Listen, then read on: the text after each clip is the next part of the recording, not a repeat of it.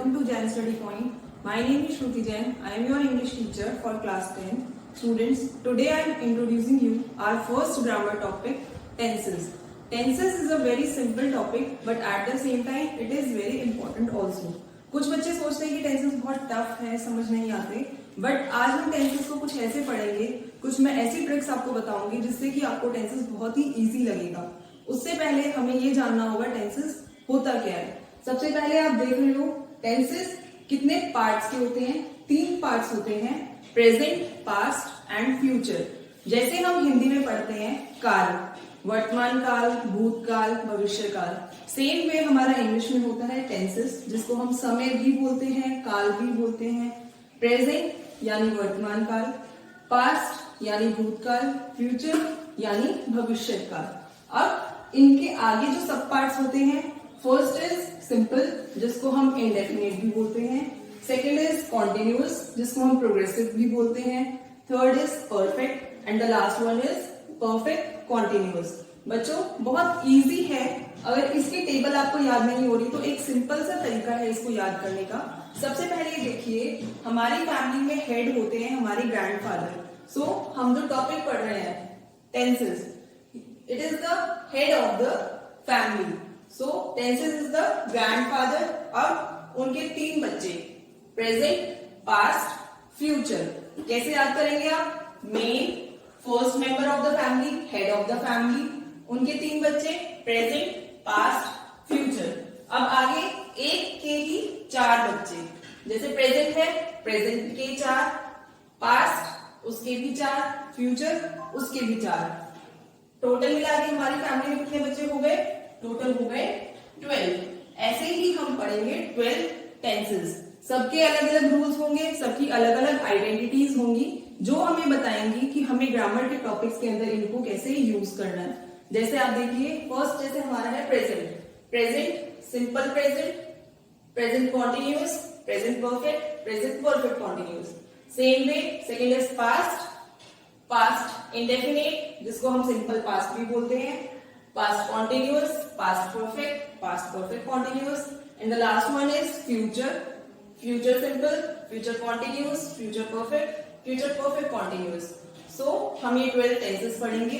Tenses को पढ़ने से पहले हमें पढ़नी पड़ेंगी वर्ब्स, जो कि हमारे टेंसेस के अंदर सबसे इंपॉर्टेंट पार्ट होता है। यूज करने से पहले हमें पता होना चाहिए कि वर्ब्स क्या होती हैं। वर्ब्स हमारी होती हैं एक्शन वर्ड्स, जिनको आप हिंदी में क्रिया बोलते हो। क्रिया क्या होता है? कोई काम को करना और उसके बारे में पता चलना, जैसे खाना, पीना, सोना, सब हमारी क्रिया है, जिसको हम इंग्लिश में बोलते हैं स्लीप, ड्रिंक, ईट। तो ये सारे हमारी वर्ब्स आ जाती हैं। आप देख रहे हो मैंने एग्जांपल लिया है ईट का। वर्ब 1 हमारी होती है ईट। अगर हम उसको सेकेंड फॉर्म में यूज करेंगे एट, थर्ड फॉर्म में यूज करेंगे ईटन। हम इसको ऐसे भी पढ़ते हैं प्रेजेंट, पास्ट पार्टिसिपल। अब हमारी ये 2 नई वर्ब्स हैं जिनको हम टेंसेस में यूज करते हैं। वर्ब 4 जिसको हम वर्ब 1 और आईएनजी वाली फॉर्म में यूज करते हैं, एंड वर्ब 5 जिसको हम V1 S और ES की फॉर्म में यूज करते हैं। ये वाला जो पार्ट है ये हम सिर्फ सिंपल प्रेजेंट में यूज करते हैं। वो मैं आपको जब हम सिंपल प्रेजेंट पढ़ेंगे तब बताऊंगी कैसे करते हैं। अब वर्ब 4 कैसे है? हमने जैसे एग्जांपल लिया प्ले, ये हमारी होगी वर्ब की फर्स्ट पार्ट, उसमें हमें ऐड करना है आईएनजी, तो मैंने इसमें आईएनजी ऐड किया, ये हमारा बन गया प्लेइंग। सेम वे हमारी ये वर्ब थी वर्ब 4, ये हम जितने भी कॉन्टिन्यूअस और परफेक्ट कॉन्टिन्यूअस वाला पार्ट पढ़ेंगे उनके अंदर यूज करेंगे। और वर्ब 5 हम जो भी वर्ब 1 लेते हैं उसके अंदर हमें ऐड करना होता है या तो एस या तो ईएस। कुछ वर्ब्स में एस आएगा, कुछ वर्ब्स में ईएस आएगा। फॉर एग्जाम्पल अगर आप ले रहे हो सेम प्ले, तो उसमें हम ऐड करते हैं एस, ये बन गया प्लेज। और अगर हम ले रहे हैं गो तो उसमें हम ऐड करते हैं ईएस, ये बन जाता है गोज। सो इस तरीके से हमें ये 5 वर्ब्स यूज करनी है टेंसेस के अंदर। अब इसके बाद हम स्टार्ट करेंगे हमारा टेंसेस का टॉपिक। पहले हम पढ़ेंगे सिंपल प्रेजेंट टेंस। अब हम स्टार्ट करेंगे सिंपल प्रेजेंट टेंस, जिसको हम प्रेजेंट इंडेफिनिट भी बोलते हैं। सबसे पहले हम देखेंगे उसके रूल्स। टेंस हमारा यहाँ पे सेंटेंसेस जो होते हैं हमारे 3 पार्ट्स में डिवाइड होते हैं, present, positive, negative, interrogative. Positive को हम अफर्मेटिव भी बोलते हैं। अब आप इसमें देखोगे मैंने 2 रूल्स लिखे हैं। यहाँ पे सिंगुलर और प्लूरल यानी सिंगुलर सब्जेक्ट और प्लूरल सब्जेक्ट के लिए हम दो तरह के रूल्स यूज करते हैं। ये वाले रूल्स जो हैं ये है हमारे सिंगुलर सब्जेक्ट्स के लिए और ये वाले रूल्स जो हैं ये हमारे हैं प्लूरल सब्जेक्ट्स के लिए। अब इसको आप यूज कैसे करेंगे? हमारे जो सब्जेक्ट्स होते हैं वो होते हैं ही, शी, इट, ये तीनों हमारे होते हैं singular subjects. We, you, they and I ये हमारे होते हैं प्लूरल सब्जेक्ट्स। अब यहाँ पे जो आई है उसको हम प्लूरल में यूज करेंगे। ज्यादातर केसेस में जो हमारा आई पार्ट है वो प्लूरल में ही यूज होगा, जहां पे सिंगुलर में यूज होगा मैं आपको बताऊंगी। उसके बाद अब हम देखते हैं कैसे हमें रूल्स को यूज करना है। पहले आएगा सब्जेक्ट जो मैंने आपको यहाँ पे बताया है, उसके बाद आएगी V1, S और ES। अब जहां पे हमारे सिंगुलर सब्जेक्ट्स रहेंगे यानी ही, शी, इट, और अगर हम किसी सिंगुलर जैसे किसी का नाम आ गया, सिंगुलर पर्सन है, तो उसके साथ भी हम V1, S और ES यूज करेंगे। जैसे मैंने आपको पहले बताया था, जो भी हमारी रूट वर्ड रहेगी उसके साथ हम S या ES लगाएंगे और लास्ट में हमारा आएगा ऑब्जेक्ट। नेगेटिव के अंदर हमें सब्जेक्ट के बाद यूज करना है डज। अब यहाँ पे आप देख रहे हो कि मैंने V1 लिखा है, S और ES नहीं लगाया, क्योंकि हमें डज से ही उसकी आइडेंटिटी पता चल गई, तो हम V1 ही यूज करेंगे। और इंटेरोगेटिव में हमारी जो हेल्पिंग वर्ब होती है वो आगे आ जाती है और सब्जेक्ट पीछे हो जाता है, और लास्ट में इंटेरोगेशन शो करने के लिए हम यूज करते हैं क्वेश्चन मार्क। अब प्लूरल केसेस में एक ही डिफरेंस आएगा, V1, S और ES, और यहाँ पे आएगा सिर्फ V1। जैसे मैंने एग्जांपल लिया, मैंने गो लिया था, तो उसके साथ हमें ऐड करना है ES, गोज। यहाँ पे हम सिर्फ लेंगे गो, यानी he goes to the school, they go to the school. Clear? Next negative. Negative में हम हेल्पिंग वर्ब को चेंज करेंगे। यहाँ पे आएगी हमारी डज, तो यहाँ पे हमारी आएगी डू। डू के साथ नॉट, V1। अब इस केस में तो हम ऊपर भी V1 यूज कर रहे हैं, तो यहाँ पे भी V1 रहेगा, और बाकी वैसे सेम ही है कि डू से हमें उसकी आइडेंटिटी पता चल गई, तो हमें S और ES कुछ यूज नहीं करना। और इंटेरोगेटिव के अंदर हेल्पिंग वर्ब आगे आ जाएगी और लास्ट में क्वेश्चन मार्क जरूर लगाना है, क्योंकि वो हमें इंटेरोगेशन के बारे में बताएगा। अब ये हुए हमारे सिंपल प्रेजेंट के रूल्स। अब हम देखेंगे उनकी आइडेंटिटीज। आइडेंटिटीज का क्या यूज है? आइडेंटिटीज से हमें पता चलता है कि कोई भी सेंटेंस है तो उसके अंदर अगर आपको ब्लैंक आ रहा है तो आपको कैसे पता चलेगा कि कौन सा टेंस यूज करना है? तो आइडेंटिटीज हमें बताती हैं कि हमें सिंपल प्रेजेंट यूज करना है, पास्ट यूज करना है या फ्यूचर यूज करना है। अब सिंपल प्रेजेंट की होती है हमारी 6 identities. First is universal truth, जिसको हम परमानेंट ट्रुथ भी बोलते हैं। परमानेंट से ही पता चल रहा है ऐसी चीज जिसको हम चेंज नहीं कर सकते, जो नेचर में जैसा है वो वैसा ही रखेगा। फॉर एग्जाम्पल, बेसिक सा एग्जाम्पल है, the sun rises in the east. अब इसको हम चेंज नहीं कर सकते, ये हमेशा से यही है, परमानेंट है कि ईस्ट से ही राइज होगा सन, इसको हम चेंज नहीं कर सकते। अब यहाँ पे आप देख रहे हैं सन जो है वो हमारा सिंगुलर सब्जेक्ट है, तो मैंने वर्ब के साथ लगाया एस। अब नेक्स्ट हमारा आएगा जनरल ट्रुथ, जिसको हम टेम्परेरी ट्रुथ बोलते हैं। टेम्परेरी से हमें पता चल रहा है कि जिस टाइम हम बात कर रहे हैं उस टाइम के लिए सच है, मतलब कुछ टाइम पीरियड के लिए वो बात सही है, टेम्परेरी है, फिक्स नहीं है। जैसे example, we live at Delhi in India. So अभी हम दिल्ली में रह रहे हैं, इंडिया में। पास्ट कुछ भी हो सकता है, फ्यूचर कुछ भी हो सकता है, हम कहीं और शिफ्ट हो सकते हैं। सो जिस टाइम पे हम बात कर रहे हैं उस टाइम पे वो चीज हमारी सही है। अब यहाँ पे आप देख रहे हो मैंने क्या सब्जेक्ट यूज किया है? वी। अभी मैंने आपको बताया था वी होता है हमारा प्लूरल सब्जेक्ट, सो प्लूरल के साथ हमने यूज की V1, तो लिव यानी V1, तो we live at Delhi in India. Next is running commentaries. Running commentaries जब हम कोई मैच देख रहे हैं, लाइव हो रहा है, ब्रॉडकास्ट हो रहा है, तो उस टाइम पे जो कमेंट्रीज चल रही होती हैं वो, जैसे अगर हम कोई मैच देख रहे हैं, फॉर एग्जांपल अगर आप कोई क्रिकेट मैच देख रहे हो तो एक एक बॉल की कमेंट्री होती है, तो वो होती है रनिंग कमेंट्रीज। सो वो सिंपल प्रेजेंट में होगी, क्योंकि जो हो रहा है वो साथ साथ बताते जा रहे हैं। जैसे एग्जाम्पल देखो, विराट कोहली हिट्स अ 6, अब यहाँ पे आप देख रहे हो उसने जो बॉल पे सिक्स मारा उसके बारे में बात हो रही है। तो विराट कोहली सिंगुलर सब्जेक्ट है, वर्ब हो गई हमारी हिट और उसके साथ मैंने लगा दिया S, V1 S. Next is habitual action. Habitual action, habitual word बना है हैबिट से। यहाँ पे हम हमारी कोई हैबिट की बात करेंगे। अब एक्शन है, इसमें हमारा कोई डेली रूटीन मेंशन होगा या फिर सेंटेंस में एवरी वर्ड आएगा। इससे हमें पता चल जाएगा या तो डेली रूटीन की बात हो रही है या एवरी वर्ड आएगा सेंटेंस के अंदर। इससे हमें पता चल जाएगा कि ये सिंपल प्रेजेंट के अंदर ही आएगा। जैसे I go for a walk daily. तो अब मैं कोई काम डेली कर रही हूं तो वो मेरी हैबिट हो गई, यानी मेरा रूटीन बन गया, डेली रूटीन हो गया मेरा। अब यहाँ पे आई यूज किया है मैंने। आई का मैंने आपको बताया था प्लूरल सब्जेक्ट गो, वर्ब की फर्स्ट फॉर्म। यहाँ पे आप एवरी डेली को रिप्लेस करके एवरी मॉर्निंग भी यूज कर सकते हो, एवरी इवनिंग भी यूज कर सकते हो। एवरी वर्ड आ गया तो भी हमें पता चल गया कि ये हैबिचुअल एक्शन है। डेली आ गया तो भी हमें पता चल गया कि हमारा रूटीन है, तो हैबिट हो गई हमारी। Next is imperative sentences. Imperative sentences का एग्जांपल देखने से पहले आपको पता होना चाहिए इंपेरेटिव सेंटेंसेस क्या होते हैं। Imperative sentences are the sentences which do not have any subject. ऐसे सेंटेंसेस जिसके अंदर कोई सब्जेक्ट नहीं होता। तो इसकी फॉर्मेशन हमारी क्या होती है, V1 एंड ऑब्जेक्ट। अब V1 और ऑब्जेक्ट है, मैंने आपको क्या बताया था, V1 ऑब्जेक्ट। तो जहां पे अगर हम V1 यूज कर रहे हैं तो सब्जेक्ट हमारा क्या रहेगा, प्लूरल। इंपेरेटिव सेंटेंसेस कौन से होते हैं, जिसमें हम किसी को ऑर्डर कर रहे हैं, रिक्वेस्ट कर रहे हैं, कमांड कर रहे हैं या फिर एडवाइस। तो ऐसे सेंटेंसेस जिसके अंदर हम किसी को ऑर्डर कर रहे हैं, तो ऑर्डर आप किसी और को ही करेंगे, अपने आप को नहीं कर सकते। तो वो किसी और कौन होता है, यू। चाहे आप सिंगल पर्सन को कर रहे हैं चाहे आप प्लूरल को कर रहे हैं, दोनों हमारे क्या रहेंगे, यू।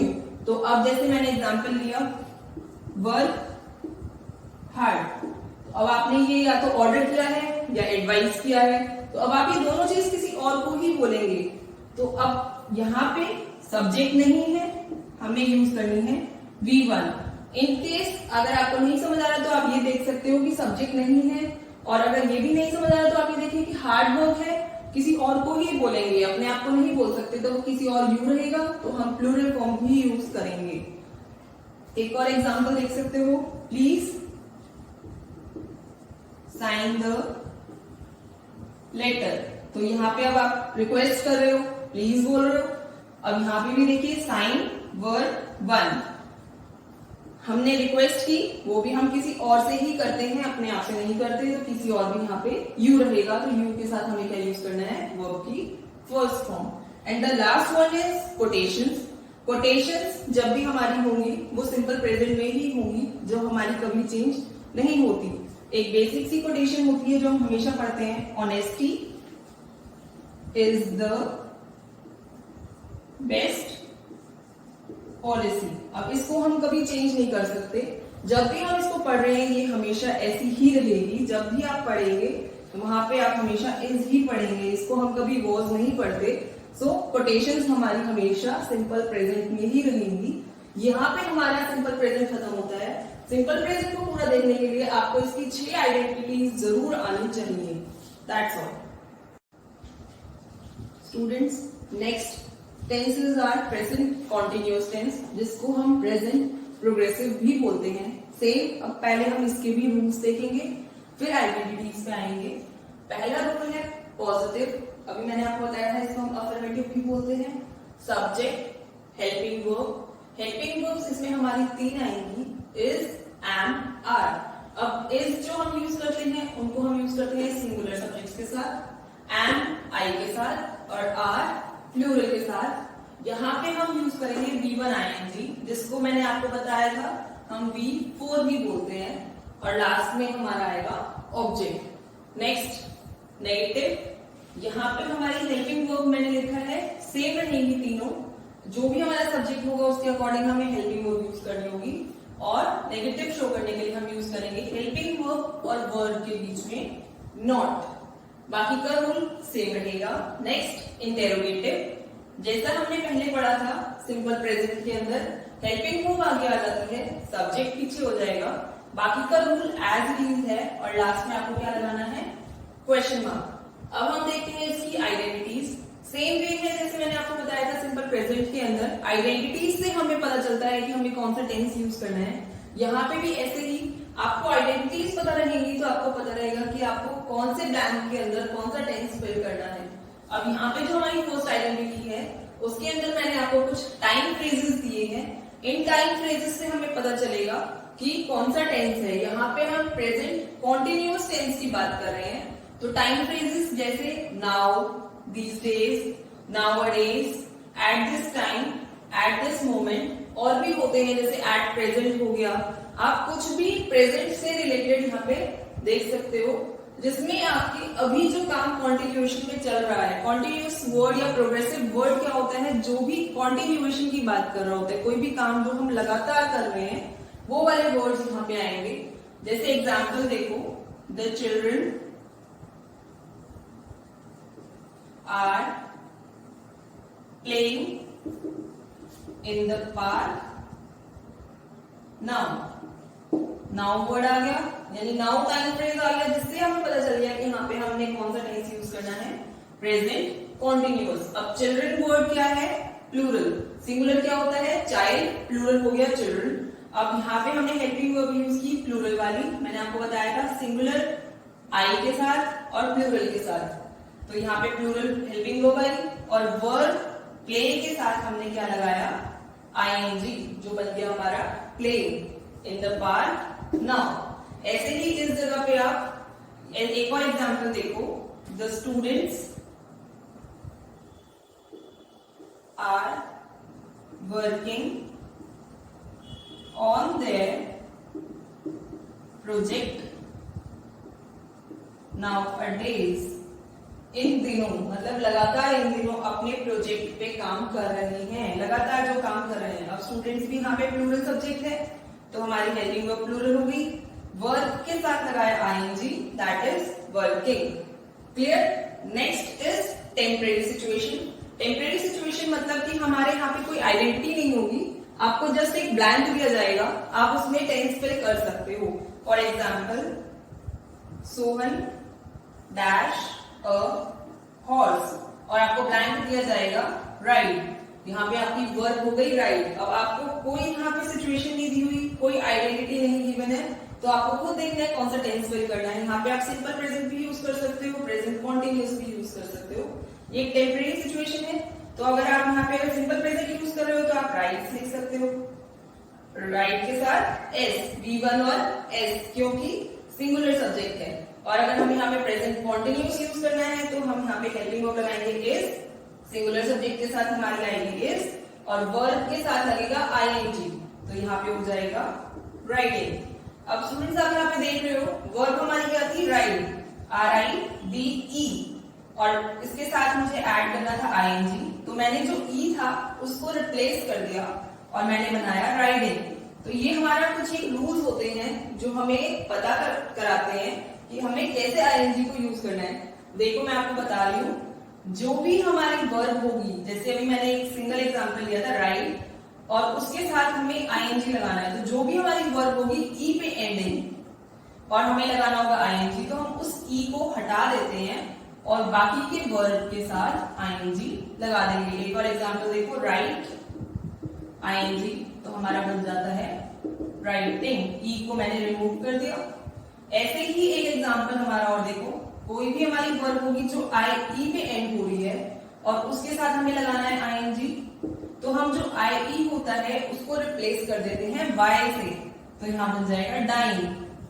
इसका एक और एग्जांपल होता है लाई, LIE, तो आई ई हट जाएगा, लाइन, LYING।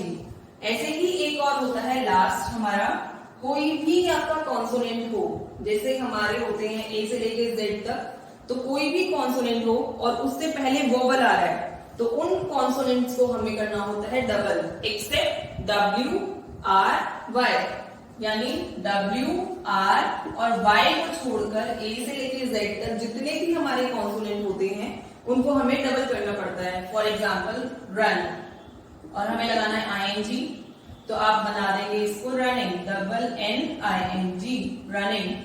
ठीक है, ऐसे ही हमारा एक एग्जाम्पल होता है पुट, ING। यहाँ पे देखो वोवल आ रहे हैं और लास्ट में जो कॉन्सोनेंट है उसको मैंने कर दिया डबल, तो यहाँ पे पुटिंग भी ऐसे ही होगा, TTING। तो एक्सेप्ट WRY, इन तीनों को छोड़कर जितने भी कॉन्सोनेंट्स होंगे और उनसे पहले वोवल आएगा तो उसको आपको डबल करना होगा ING से पहले।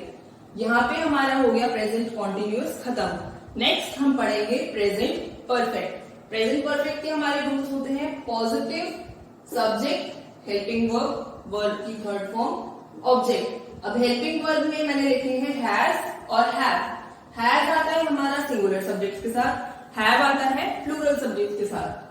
फिर आएगा नेगेटिव। नेगेटिव के अंदर हेल्पिंग वर्ब के बाद नॉट और वर्ब की थर्ड फॉर्म, वर्ब की थर्ड फॉर्म यानी पास्ट पार्टिसिपल। तो जो भी आपकी वर्ब रहेगी वो हमेशा वर्ब थर्ड ही रहेगी परफेक्ट वाले सेंटेंसेस के अंदर। इंटेरोगेटिव, इंटेरोगेटिव में से हेल्पिंग वर्ब आगे आ गई, सब्जेक्ट पीछे हो गया और लास्ट में इंटेरोगेशन मार्क। अब इसकी आइडेंटिटीज देखेंगे। इसमें भी जैसे मैंने आपको प्रेजेंट कॉन्टिन्यूअस के अंदर बताए थे कुछ वर्ड्स, इसके अंदर भी हमारे कुछ वर्ड्स हैं। जैसे आप देख रहे हो लिखे हुए हैं बोर्ड पे, बिफोर, वंस, ट्वाइस, थ्राइस। ये हमेशा सेंटेंस के एंड पे रहेंगे और इनसे हमें पता चलेगा कि ये प्रेजेंट परफेक्ट का सेंटेंस है। इन वर्ड्स का कुछ मीनिंग ये भी होता है, ये वाला काम मतलब प्रेजेंट परफेक्ट के अंदर हमारा होता है जो भी हमारा काम होता है वो हम पहले कर चुके होते हैं बट आगे भी उस काम को कर सकते हैं। वो काम एंड नहीं होता, मतलब वो टास्क हमारा एंड नहीं होता। For example, I have gone to Mumbai once. तो आपने क्या लिखा है, I have gone to Mumbai once. आप मुंबई एक बार गए हो बट आगे फ्यूचर में आप जा सकते हो। अभी हमारा ये टास्क यहाँ पे एंड नहीं हुआ, तो जो काम हम फ्यूचर में और कर सकते हैं उसमें हम प्रेजेंट परफेक्ट टेंस यूज करते हैं। एक और एग्जांपल देखो, she has seen Taj Mahal several times. So यहाँ पे मैंने लिखा सेवरल टाइम्स, बहुत बार, बताया नहीं कितनी बार बट बहुत बार, लेकिन आगे और भी कर सकती है और काउंट भी कर सकती है कितनी बार। काउंटेबल नाउन आएगा यहाँ पर, जिन चीजों को हम काउंट कर सकते हैं। अगर ट्वाइस आ रहा है 2 बार, थ्राइस आ रहा है 3 बार, सेवरल टाइम्स आ रहा है तो कितनी बार, बट आप काउंट भी कर सकते हो। अगर वो चाहे तो बता सकते हैं कितनी बार गई है। यहाँ पे उसने शॉर्ट में बोल दिया सेवरल टाइम्स। अब यहाँ देखो, आई आया, प्लूरल हेल्पिंग वर्ब यूज की और वर्ब की थर्ड फॉर्म। गॉन किसकी होती है, गो, गो, वेन, गॉन। अब शी आया, सिंगुलर सब्जेक्ट, तो हमने यूज किया सिंगुलर हेल्पिंग वर्ब को, हैज, और सी की third form, see, saw, seen, तो यहाँ पे हमने यूज की seen. Clear? And last is first action has been done, result depend on it. अब कोई भी हम सेंटेंस लिखेंगे तो जो हमारा फर्स्ट सेंटेंस रहेगा वो हमारा एक्शन होगा और जो उसका रिजल्ट होगा वो उस फर्स्ट एक्शन पे डिपेंड होगा। जैसे she has gone out, her house is locked. अब आप यहां देख रहे हो फर्स्ट एक्शन हमारा क्या रहा, शी हैज गॉन आउट। तो अब यहाँ पे आप शी देख रहे हो, सिंगुलर हेल्पिंग वर्ब, वर्ब की थर्ड फॉर्म, आउट। एक काम हो गया, फर्स्ट एक्शन हो गया हमारा कि वो घर से बाहर कहीं गई है। अब रिजल्ट क्या आया, हर हाउस इज लॉक्ड, उसका घर क्या है, बंद है। तो ये जो रिजल्ट था ये हमेशा इसके ऊपर डिपेंड रहेगा। एक और देखो example, they have eaten all the chocolates there is any left for you। First action हमारा हो गया, they have eaten all the chocolates, उन्होंने सारी चॉकलेट्स खत्म कर दी। अब they प्लूरल सब्जेक्ट, तो हमारी जो हेल्पिंग वर्ब रहेगी वो प्लूरल रहेगी। eat की थर्ड फॉर्म eaten। अब फर्स्ट एक्शन हमारा हो गया, they have eaten all the chocolates. अब उसका रिजल्ट क्या आया, there is any left for you. यहाँ पे जो हमारा एनी वर्ड है ये नॉट को रिप्लेस करता है, एनी भी एक नेगेशन को ही शो करता है। अगर हमने एनी लगा दिया तो नॉट लगाने की जरूरत नहीं है। तो अब इसका मतलब यहाँ पे क्या हुआ कि आपके लिए नहीं बची, उन्होंने सारी खा ली। तो ये जो हमारा रिजल्ट था ये इसके ऊपर डिपेंड हो गया। यहाँ पे हमारा प्रेजेंट परफेक्ट कंप्लीट हो गया। इन दोनों टेंसेस के अंदर भी आइडेंटिटीज ही आपको याद रखनी है। अभी हमने 3 टेंसेस कंप्लीट कर लिए, तीनों में हमें पता चल रहा है कि आइडेंटिटीज पे ही हमारे टेंसेस डिपेंड है सारे। अब हम next tenses perfect present perfect continuous. Present perfect continuous के अंदर सबसे पहले rule subject helping verb has have been verb 1 ING object since for. अब यहाँ पे आप देख रहे हो कि हेल्पिंग वर्ब सेम है और वर्ब 1 आईएनजी। मतलब हम इसको इसे क्यों यूज करते हैं, यहाँ पे क्या नाम है perfect and continuous. So perfect का पार्ट हमने क्या लिया हेल्पिंग वर्ब से, कॉन्टिन्यूअस का पार्ट हमने क्या लिया वर्ब से। अब इनकी अलग आइडेंटिटी को शो करने के लिए हमने क्या यूज किया बीइंग। सबसे मेन रोल जो इस वाले टेंस के अंदर हमारा होता है वो होता है सिंस एंड फॉर का। सबसे ज्यादा यही हमारा डिपेंड करता है। यहाँ पे हमारा जो आइडेंटिटी है वो यही है और कोई अलग आइडेंटिटी नहीं है इस टेंस की, यही इसकी आइडेंटिटी है। सो यहाँ पे इस टेंस को पढ़ने के लिए हमें पता होना चाहिए सिंस क्या होता है और फॉर क्या होता है, दोनों के अंदर डिफरेंस क्या होता है। इस टेंस के अंदर हम नेगेटिव वाले को बहुत कम यूज करते हैं, बट मैंने फिर भी आपको रूल बता दिया क्या होता है। और इंटेरोगेटिव वाले का ये फॉर्म भी हम यूज करते हैं और इसमें हम एक अलग फॉर्म भी इंटेरोगेशन का यूज करते हैं। जो हमारा सिंस वर्ड होता है ये बन जाता है सिंस व्हेन। आपको पूरा सेंटेंस लिखने की जरूरत नहीं होती। सिंस व्हेन, सिंस यहाँ पे और फॉर यहाँ पे एक टाइम फ्रेज है और व्हेन भी एक टाइम फ्रेज है। तो सिंस व्हेन कब से ऐसा वर्ड बन जाता है, तो हमें जिसको पूरे को शो करने के लिए जरूरत नहीं पड़ती। और फॉर से बनता है for how long question mark. या तो आप इसको इतना भी लिख सकते हो या आप इसी के आगे, ये हमारे एक तरह से हेल्पिंग वर्ब हो गई, इसी के आगे आप इसका बाकी का रूल यूज करके पूरा सेंटेंस बना सकते हो, बस यहां तक ऑब्जेक्ट तक। और लास्ट में आप क्या लगा देंगे क्वेश्चन मार्क। अगर हम इसको इस वे में बना रहे हैं तो यहाँ क्वेश्चन मार्क लगेगा, इस वे में बना रहे हैं तो ऑब्जेक्ट के बाद क्वेश्चन मार्क बनेगा। उसके बाद अब हम देखते हैं पॉजिटिव का रूल, जो सबसे मेन है, इसमें सबसे ज्यादा यूज होने वाला यही है। सबसे पहले इसके लिए हम देखेंगे सिंस क्या होता है और फॉर क्या होता है। सिंस होता है starting point of time. Starting point of time हम इसको कैसे बोलेंगे, जैसे कोई शॉप है वो कब से खुली है, तो कब से खुली है तो वो टाइम हम यूज करेंगे सिंस के साथ। जैसे सिंस 1890, 1980, 2002 कुछ भी होगा तो ऐसे चीजें हम सिंस के साथ बताएंगे। और फॉर क्या होता है ड्यूरेशन ऑफ टाइम, जिसको हम टाइम पीरियड भी बोल सकते हैं, जिसमें आपको एक टाइम पीरियड दे दिया जाता है या फिर ड्यूरेशन दे दी जाती है कि इतनी देर के लिए ही आपको ये काम करना है। जैसे मैंने बोल दिया फॉर 2 आवर्स, तो 2 घंटे के लिए आपको ये कोई काम करना है। अब वो 2 घंटे कब के हैं, मैंने आपको फिक्स टाइम नहीं बताया कि 2 घंटे मॉर्निंग के, इवनिंग के या नाइट के। मैंने बस आपको ड्यूरेशन दे दी है कि 2 घंटे आपको ये काम करना है। सो फॉर में हम एक ड्यूरेशन देते हैं, सिंस में हम स्टार्टिंग पॉइंट बताते हैं कि कोई चीज कब से स्टार्ट हुई है। फॉर एग्जाम्पल, अब मैं आपको पॉजिटिव वे में दोनों को यूज करके एग्जाम्पल दे रही हूं। सिंस से देखो, I have been living here since 2005। Sentence कहां एंड हुआ सिंस पे, साथ में आया एक टाइम फ्रेज। अब आए है प्लूरल, तो हमने लगाई प्लूरल हेल्पिंग वर्ब, उसकी आइडेंटिटी बीन, वर्ब 1 आईएनजी है, ऑब्जेक्ट हो गया हमारा, और ये हमारा आ गया time phrase. So I have been living here since 2005, मतलब आपको एक स्टार्टिंग पॉइंट ऑफ टाइम दे दिया कि आप 2005 से यहाँ रह रहे हैं। अब हम इसका फॉर से देखेंगे, she has been washing clothes for 2 hours। अभी मैंने आपको बताया था इसमें आपको 2 hours एक टाइम ड्यूरेशन दे दी गई है कि आप वो 2 घंटे से कपड़े धो रही है, बट वो 2 घंटे कब के आपको ये नहीं बताया, और 2 घंटे एग्जैक्ट है या नहीं है ये भी नहीं बताया। अगर 1 hour 45 minutes है तो वो आपको ऐसे नहीं बताएंगे यहाँ पे कि 1 hour 45 minutes है, वो आपको अप्रोक्स करके 2 hours 1.5 hours ऐसे लिख के देंगे।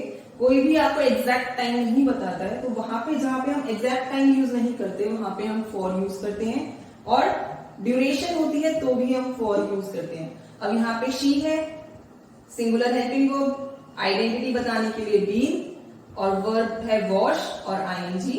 क्लोज यहाँ पे हमारा आ गया ऑब्जेक्ट, और ये आ गया हमारा टाइम फ्रेज। ऐसे हमारा ये प्रेजेंट परफेक्ट कॉन्टिन्यूअस भी कंप्लीट होता है। यहाँ पे हमारा पूरा प्रेजेंट टेंस कंप्लीट हो गया। अब हम नेक्स्ट क्लास में यानी नेक्स्ट वीडियो में कंटिन्यू करेंगे अपने पास्ट टेंस से। और जानने के लिए आप हमारी ऐप डाउनलोड कर सकते हैं, that is Jain study point app, और हमारा चैनल ज्वाइन कर सकते हैं Jain study point. Thank you students.